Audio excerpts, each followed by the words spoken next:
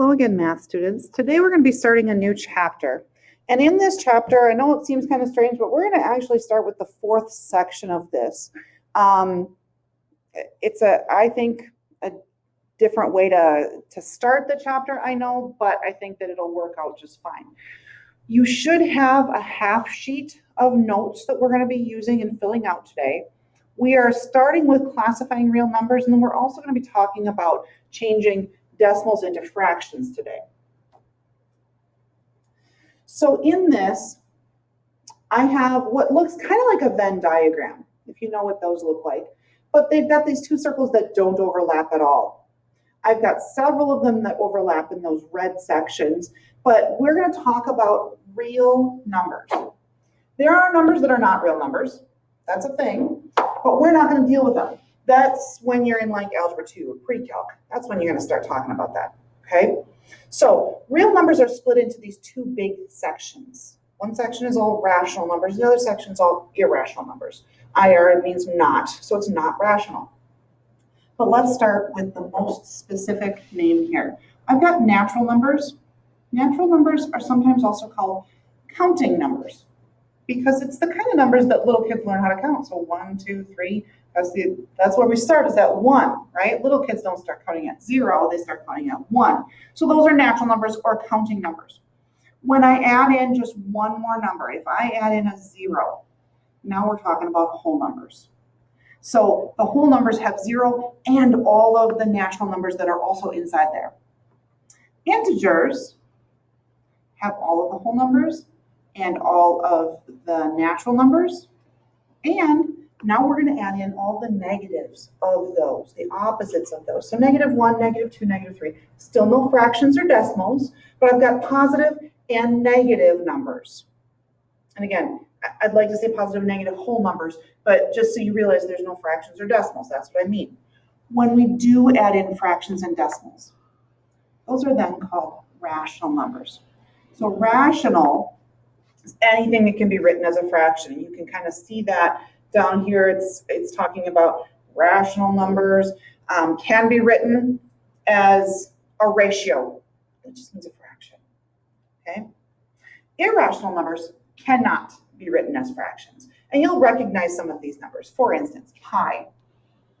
We used pi a lot in the last unit, and we would use our calculators when we were calculating anything with pi because it's an irrational number. It's a really long decimal that never stops, never has a pattern. It just keeps on going and going and going. So if I would multiply a pi, an irrational number, by anything else, even if that happens to be, that's an integer, -2, it doesn't matter. Still going to be irrational. If I try to take the square root of a number that is not a perfect square, putting a negative out in front or not, still going to be irrational. If you did that on your calculator, big long decimal, really messy, no patterns.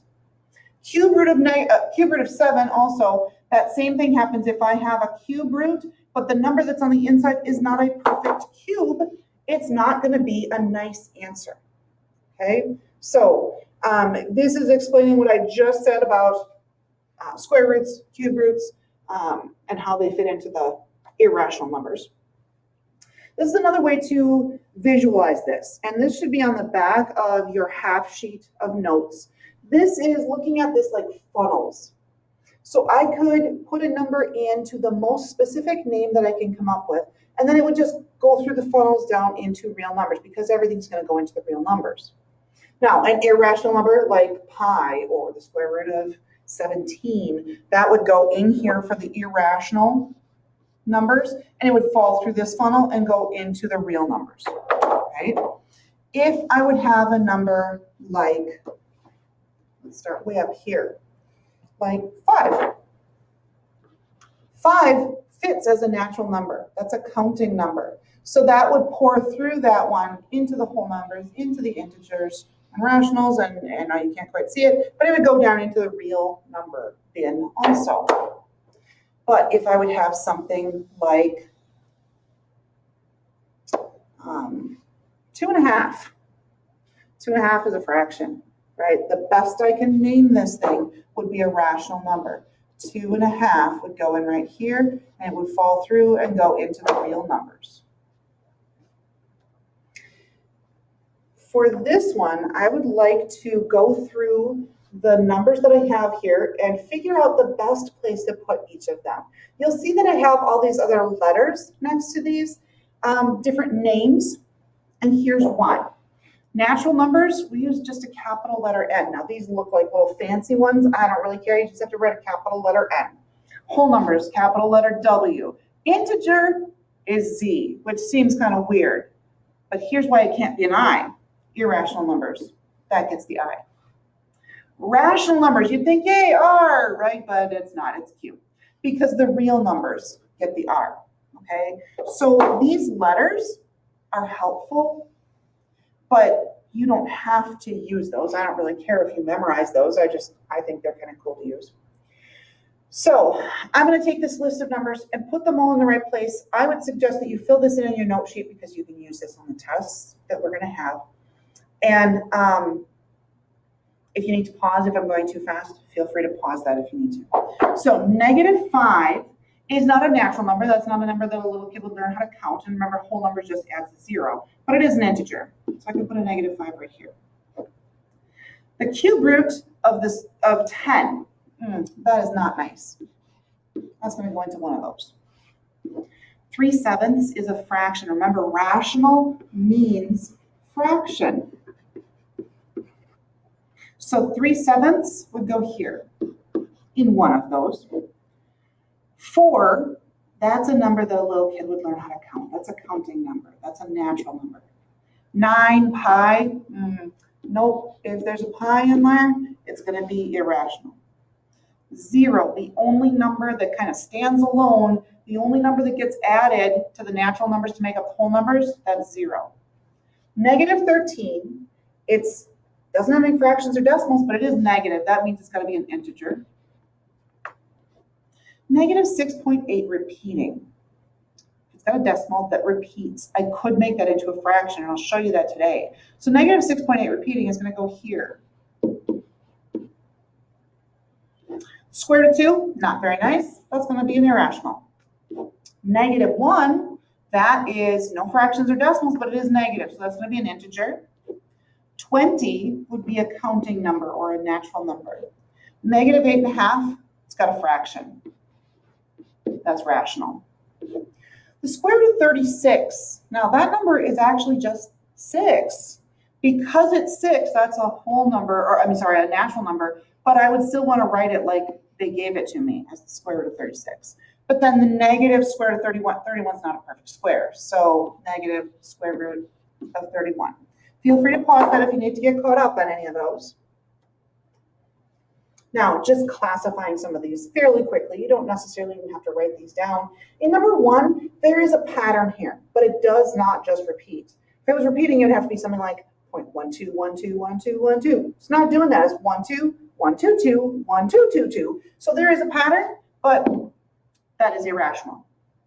Now, tomorrow we're going to be talking about this number. The square root of 196 is 14, but this is a negative. So it's a -14, which means that that would be an integer number. And if it's an integer, it's also a rational number. By the way, these are also real numbers. We just don't have to write down real numbers every time. And the cube root of 2, 2 is not a perfect cube. So that one's going to be irrational. Figuring out, again, just a couple more of these examples. Keep in mind that 21/7, yes, it looks like a fraction. But 21/7 is just 3, which means that that's a natural number. If it's a natural number, it's also a whole number, and it's an integer, and it's a rational number, and also real. -2.5. Okay, so the negative part isn't even really the important part. It's the 0.5 part. That's what makes it a rational number. 0.2 repeating, fraction if I want to change that, so that is a rational number. And the square root of 38. 38 is not a perfect square, so that's going to be irrational. I think, honestly, we're going to skip over this one just to save some time. The other part of your lesson today is, again, changing decimals into fractions. And we have different kinds of decimals. We have terminating decimals that stop. That's numbers that would go in a fraction. It's going to go over numbers like 100 or 1,000 or 10. Okay? Repeating decimals have a pattern that's happening the same way over and over and over again. It just doesn't have a 10 or 100 or 1,000 for a denominator. We're going to talk about that in a second. Now, in class, I've been saying things like 0.64, and I know that some of your elementary school teachers said, you have to say 64 hundredths. And it's good that you do if you say that. 64 hundredths, when I put that into this chart, that means that I end up right here. That's how I know that it's going to be called hundredths. But when I change that into this fraction, 64 over 100, I can simplify that. I could divide both of those numbers by 4 and get 16 over 25. We do want to simplify our fractions anytime we have the opportunity to. So 9.675, you can see I've got it filled in the table, but I'm going to show you a trick. If there are 1, 2, 3 decimal numbers, there are 1, 2, 3 zeros in my denominator. So this is going to be 9 and 675 over 1,000. If I would divide both of those numbers by 25, it would simplify to 9 and 27/40. So for these, just quickly, 0.84, these are terminating decimals. They stop. This would be 84, and then since there are 2 numbers after the decimal, over 100. I could divide by 4 to simplify it, and I would get 21 over 25. 5.875. I would have the 875 in the numerator, and then since there are 3 decimals, 3 zeros, it's 75 over 1,000. I can divide both of those to simplify this, and that's going to end up being 5 and 7/8. Sorry for not showing the work on that. I'm just trying to save some time right now. 0.35 we have right now as a decimal number, and I want to write it as a fraction. Simplest form just means to simplify the fraction. So I'm going to have 35 over 2 decimal places. 100 goes in my denominator. I can divide them both by 5, and that would be 7 over 20.